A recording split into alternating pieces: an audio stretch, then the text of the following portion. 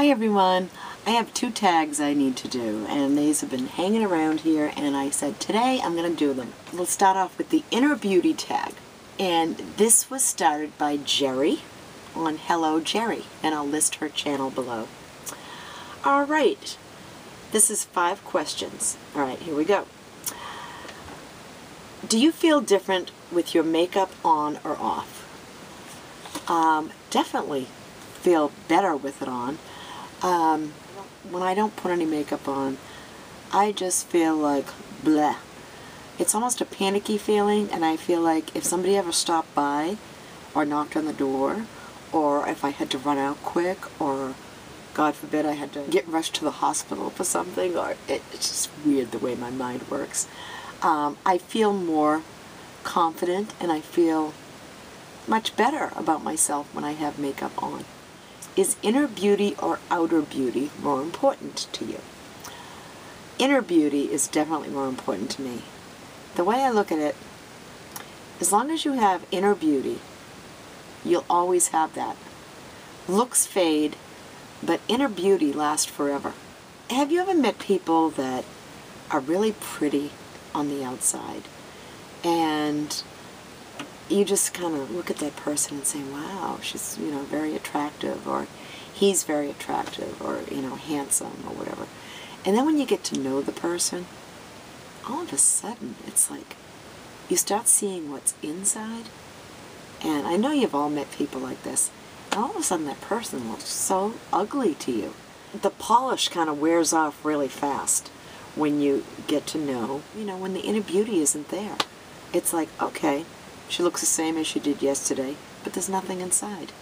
Nothing to keep my interest, nothing to keep me coming back. Definitely, I would choose inner beauty any day of the week. Do you prefer inner or outer beauty? I just answered that question. Definitely inner beauty. What is real beauty to you?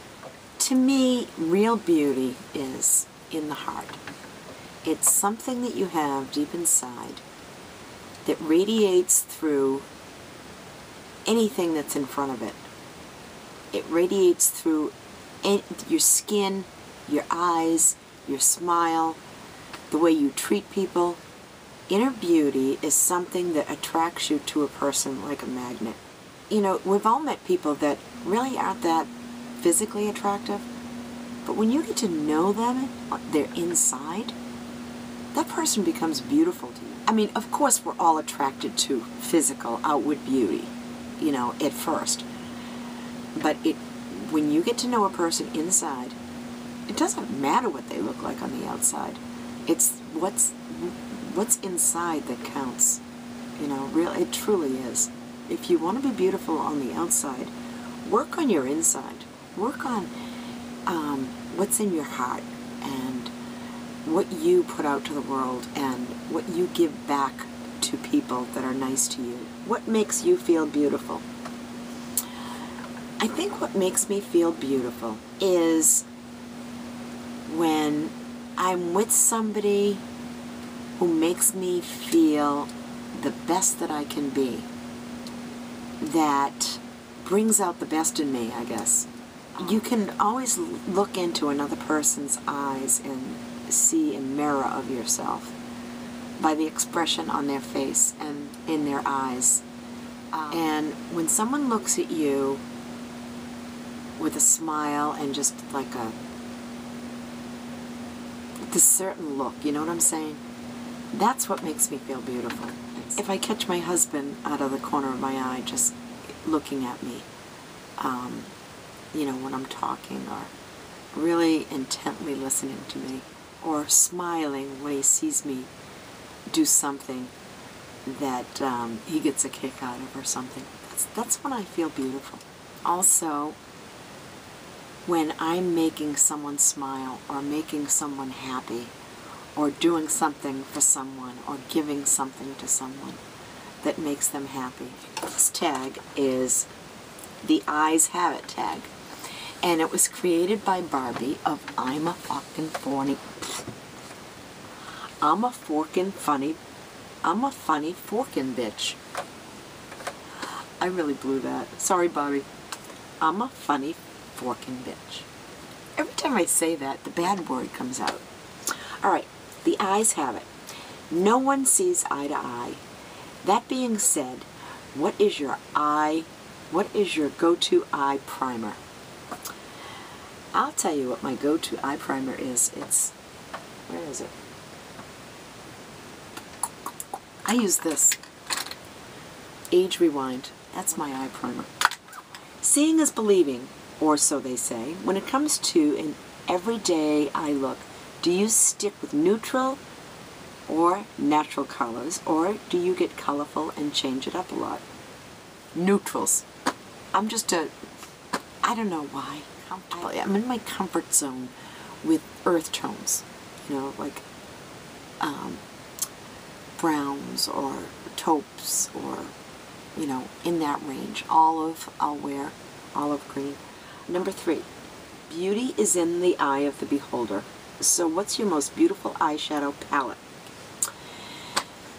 I would say it is my Too Faced palette. And you know why? Because Janet from Simply Janet gave this to me. It smells like chocolate. The colors are gorgeous. They're just so pigmented. It's so beautiful. I just love the smell of this. I have licked it off my finger before because I just love it. Just every color in here is just gorgeous. And you know, even the ones with the little sparkles in them, they're not glittery. They're just really, like, look at this. This is the purple with the sparkles. I mean, you could wear this very easily, and it's not glittery because I love it. Look at the gold. I don't know if you can even see it. I need to be the type of girl that will change it up, because I'm tired of wearing the same old thing all the time. You know, I gotta wait this somewhere. Yum. Oh, I feel like I just had a chocolate bar. Number 4, they say that eyes are the windows of the soul. So, what is your soul saying to the world? My soul is saying, help! I need an eye lift. I don't know. I would hope it's saying something good to the world. I would hope it's saying, you women out there, get yourself empowered. You know, you go, girls. Just because you're over 50 doesn't mean that it's the end of the world. It's just the beginning of the next phase of your life. So kick back, relax, and enjoy it. Get out that makeup and play. You know, we're not ready for the grave yet by a long stretch. We're just coming around for our second act. Number 5, don't it make your brown eyes blue? Do you worry about your eye color and then try to stay in the box by matching shades of shadow to go with your eye color? Or do you step outside the box and wear whatever calls your name? Well, honey, I live in the box. And a few of you have really made me think about stepping outside the box, and I really need to. Give me a little kick and say, hey, change it up a little. Okay, now this is the final one. Number 6, bat those lashes to win your way. Do you wink or blink when you do? And what's your favorite mascara? And do you step it up with false eyelashes? I have no eyelashes to bat. If I did, I'd be batting them all the time. But I have the skimpiest, puniest little eyelashes. And I'll tell you, when I was younger, when I was in high school, I had the longest, thickest eyelashes, and honest to God, they used to touch my eyebrows when I put mascara on them. And if I curled them, oh my God. And I don't know what happens as you get older. They fall out, they get brittle, they grow in weird directions, and I have never worn false eyelashes out of the house, ever. I've tried them on for videos, but I've never worn them out of the house. And I need to find the perfect pair of like little demi lashes just to give the outer corner of my eye, just turn it up a little bit, and so you can't even tell you have them on. Maybe individual lashes, I don't know. Maybe then I would give it a try, but I don't want to look like I have false eyelashes on, especially with my lifestyle. I'd look ridiculous, you know, like run into the store, you know, in the supermarket, batting my false eyelashes at the deli guy. Please. I'd love to try out false eyelashes sometime and just give it a whirl. What was the question again? Bat those eyelashes to win you away. Do you wink or blink? I guess I blink. What's your favorite mascara? And do you step it up with false eyelashes? This isn't my favorite, but I happened to buy 2 of these by mistake. I bought one from Sephora and I got one at Ulta, and they're the Bad Gal Lash. And I wish I bought the waterproof, because every time I blink, they end up under my eyes and I look like a raccoon. I threw the boxes away and I have 2 full tubes, and damn it, I'm going to use them. Raccoon eyes or not. That is the end of the inner beauty tag and the eyes have it tag. So I will bid you adieu. I hope you're all having a great Saturday evening, night. It is 6:05. Go start supper because my husband's been working out in the garage all day, and I am making chicken marsala over a bed of linguine with mushrooms and marsala sauce. I might film it, and if it doesn't come out good, I just won't put it. Hey everyone, I'm going to be making some chicken marsala, and I just washed my chicken. Start with clean hands, and what I'm going to do is cut it in half, just like that.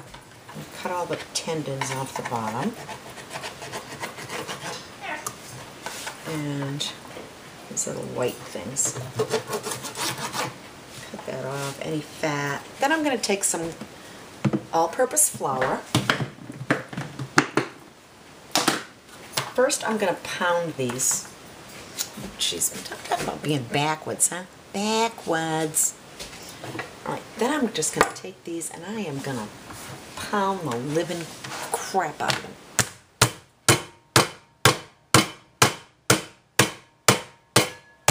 And the reason I like to do it on this plastic surface is because I don't like pounding chicken juices into my cutting board.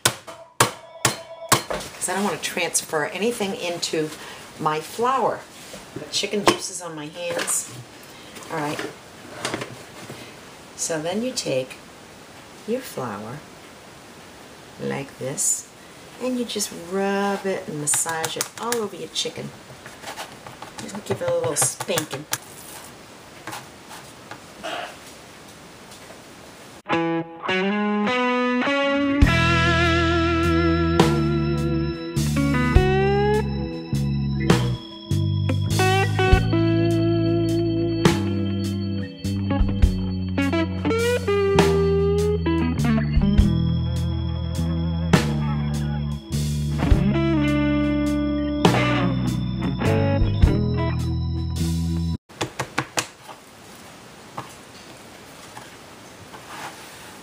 Okay, now once you have your chicken nice and relaxed like this, I like to use this big frying pan,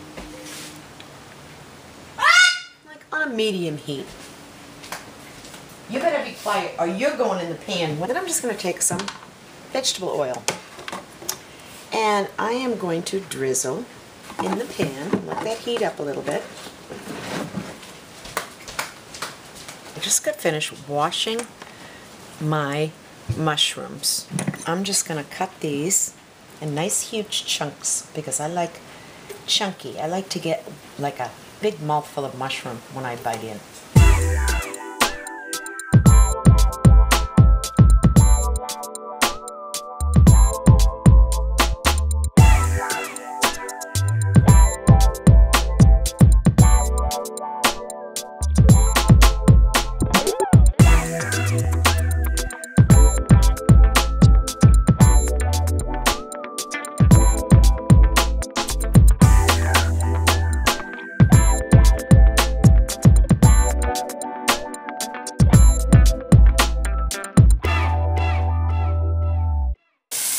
See, they're already shrinking down, but I don't want them to shrink too much.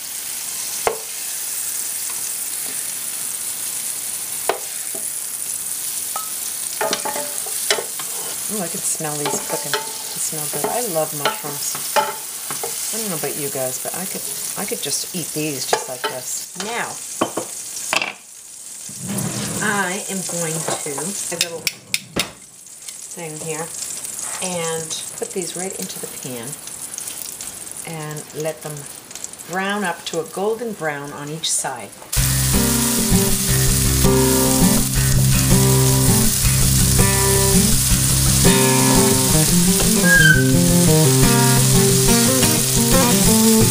The onions will give it a little flavor too.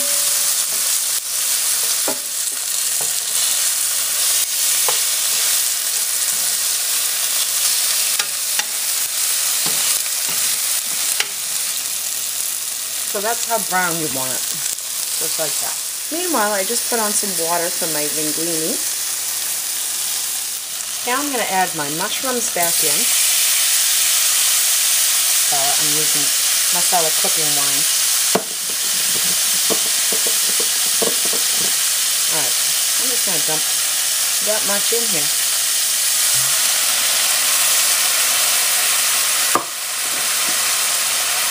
And that's also going to help the chicken cook a little bit with the steam, and it's going to make these mushrooms absorb that delicious Marsala flavor. Just going to let that cook down a little bit, and I'm going to add some chicken broth. Oh my God, guys, it smells so good. Oh, okay. So I'm just going to eyeball it. I'm just going to add some chicken broth because I want to make a lot of the gravy. So you let that come to a simmer. All the flavors all kind of blend in nice.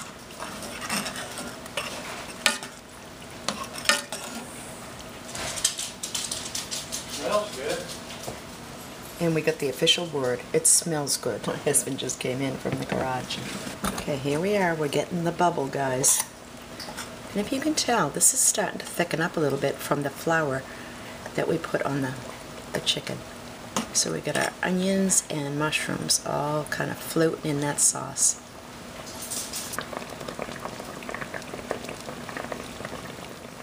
And I am just using Barilla fettuccine. I'm going to turn this down to a simmer. And I'm going to put the cover on it until my pasta's done. So I'm going to put a little bit of salt in my water. Okay, now I have my water boiling, so I'm going to take my fettuccine and I'm just going to just dump it in like this. And just kind of let it cook down into the water. Have it all underwater, and I'm just going to let that cook for about 12 minutes. And that will be al dente. My husband likes al dente. He says it tastes better. You can taste the pasta more, which I think so too. And I'll be back in a little bit, and I'll show you how this looks all plated up. Oh, and I'm going to make some garlic bread too. So I just took some bread that I bought at Walmart. You know how they have those loaves of bread for $1? It's the Market Side brand. So I'm just taking that, and 5 pieces should be enough. And I'm just going to take some butter and just butter each piece.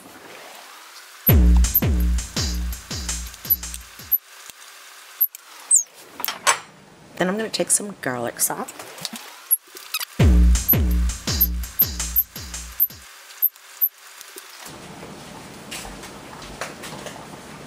And then I'm going to put a little bit of oregano. And then some of this 3 cheese blend.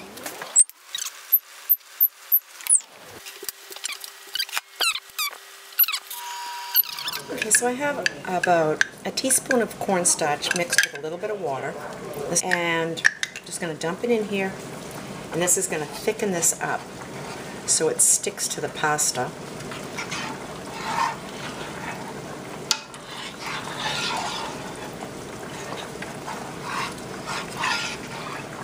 Just let that thicken up a little bit.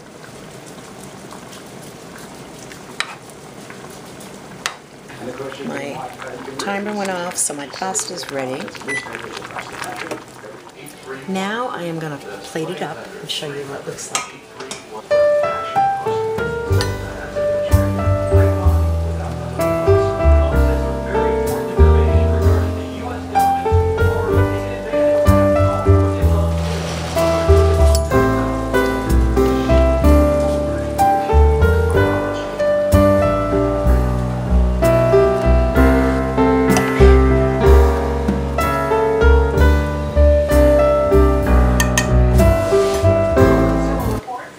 some garlic bread.